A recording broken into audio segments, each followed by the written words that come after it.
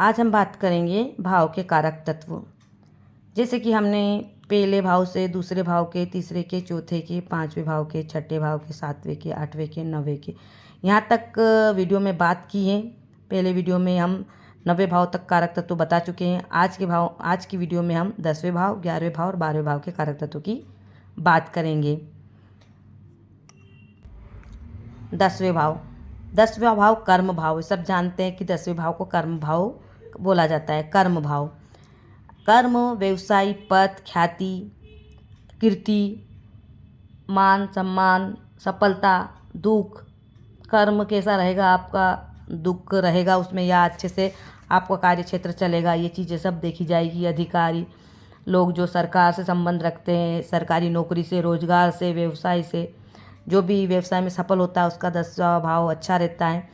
नौकरी के लिए भी देखा जाता है, पद प्रतिष्ठा के लिए भी देखा जाता है, मान सम्मान के लिए भी देखा जाता है। 10वां भाव आपका अच्छा है कुंडली का तो आपको पद मिलेगा, प्रतिष्ठा मिलेगी, व्यवसाय अच्छा रहेगा, कार्य क्षेत्र आपका अच्छा रहेगा। कर्म भाव जब अच्छा होने से कार्य क्षेत्र अच्छा रहता है। अगर ये चीज़ें मतलब यहाँ पर कोई ऐसे ग्रह बैठा है या ये पाप ग्रह से पीड़ित है, किसी कारण से भी 10वां भाव खाली है तो भी दिक्कतें लाइफ में देखने में आती हैं। परेशानी थोड़ी बहुत देख सकते हैं। अगर 10वां भाव खाली है, किसी ग्रह की दृष्टि नहीं है तो वो भी आपका जो कर्म है, आपका जो व्यवसाय है उसमें थोड़ी सी रुकावटें आ सकती हैं।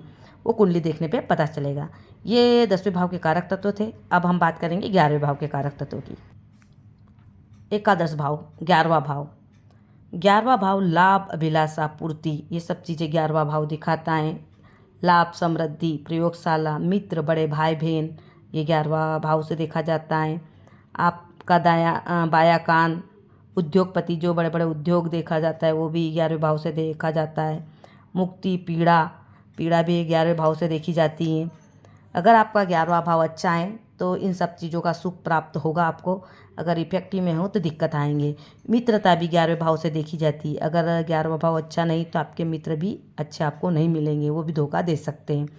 लाभ का भाव है, आपको कितना लाभ होगा, ये सारी चीज़ें 11वें भाव से देखी जाती है। अगर 11वें भाव में कोई अच्छे ग्रह नहीं है या ऐसे ग्रह की दृष्टि है तो परेशानी देखने में आ सकती है। जैसे कि कालपुरुष कुंडली के हिसाब से देखते हैं तो 10वां भाव भी शनिदेव से संबंध रखता है और 11वां भाव भी शनिदेव की राशि आती है, शनिदेव से देखा जाता है।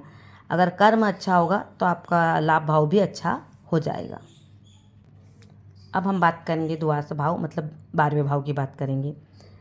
12वें भाव के क्या कारक तत्व है इस विषय में बात करें। 11वां भाव खर्च का भाव है, नुकसान का भाव है, मोक्ष भी इसे देखा जाता है 12वें भाव से।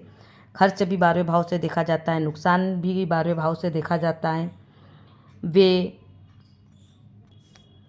लाभ, हानि, वैदिक शास्त्र जो रहते हैं शास्त्र, वो भी कितना शास्त्रों का ज्ञान है, इस तरह से भी इसमें भी 12वां भाव देखा जाता है। इसमें जैसे भोग विलासा ज़्यादा रहती है, 12वां भाव आपका कैसा है उस हिसाब से देखा जाता है। अगर आपका 12वां भाव खराब है तो नींद आने में दिक्कत आती है, नींद की परेशानी हो सकती है, सैया सुख में भी परेशानी हो सकती है, आप भोग विलासा में डूब सकते हैं। अगर 12वां भाव आपका अच्छा नहीं है तो ऐसा इंसान दिक्कत देख सकता है। उदाहरण के लिए देखें तो अगर 7वें भाव का मालिक 12वें भाव में बैठा है तो इसमें शादी में रुकावट आती है, शादी होने के बाद भी मनमुटाव चलता है या तलाक तक भी हो सकता है। आगे की चीज़ें भी देखना ज़रूरी है, पर उदाहरण के लिए बात करेंगे। 7वें भाव का मालिक अगर 12वें में बैठा है तो परेशानी देखने में आती है वैवाहिक जीवन में। इसी प्रकार जिस ग्रह का मतलब जिस भाव का स्वामी 12वें में बैठा है तो वो थोड़ा सा वे दिखाता है उस चीज़ का, वो चीज़ों में कमी आ जाती है। इस तरह से हम कुंडली में लगाकर देखते हैं। आज हमारे 12वां ही भाव पूरे हुए हैं। 1 से लगाकर 12 भाव तक हमने बात की। 12 भाव पूरे हो गए हैं कारक तत्व के। आने वाली वीडियो में हम आगे की बात करेंगे। कौन से ग्रह की उच्च राशि और नीच राशि है इस विषय में बात करेंगे। आज इस वीडियो में पूरे 12 भाव हो चुके हैं। वो आगे की वीडियो आप ज़रूर देखें, भाव को समझें। धन्यवाद।